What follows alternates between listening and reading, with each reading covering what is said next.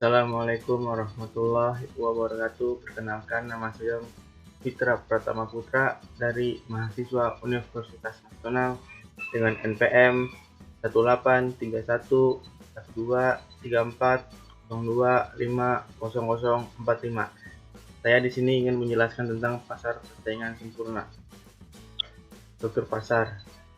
Struktur pasar dibagi menjadi 5, yaitu pertama pasar, kedua pasar persaingan sempurna, ketiga pasar monopoli, keempat pasar oligopoli, dan kelima pasar persaingan monopolistik.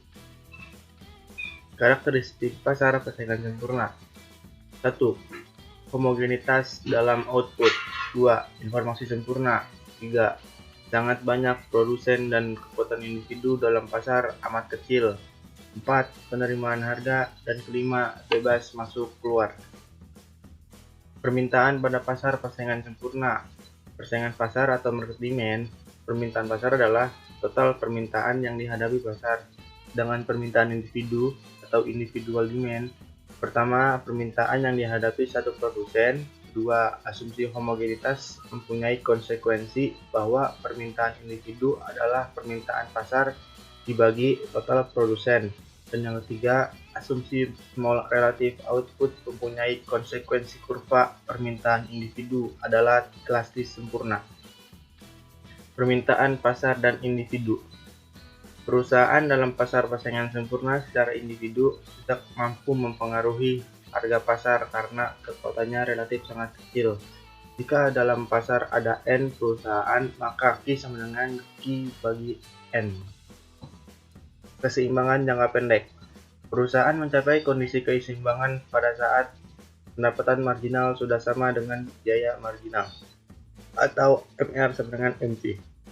Dalam jangka pendek, ada 3 kemungkinan kondisi keseimbangan. Pertama, laba maksimum atau laba supernormal. Kedua, laba normal atau laba ekonomi sama dengan 0.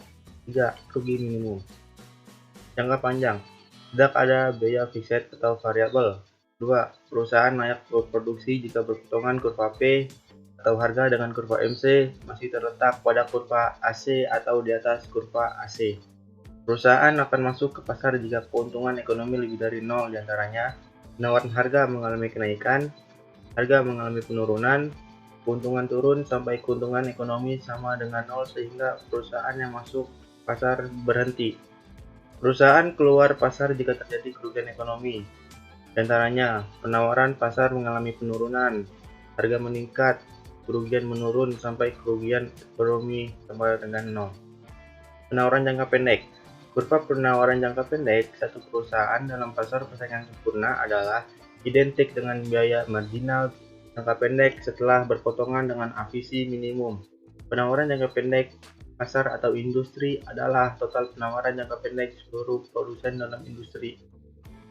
Pada saat P1 dan Q1, perusahaan sebenarnya masih rugi, tetapi karena kerugiannya adalah sebesar TFC, perusahaan memutuskan untuk berproduksi sebab tanpa produksi pun perusahaan harus mengeluarkan biaya tetap tersebut. Terima kasih.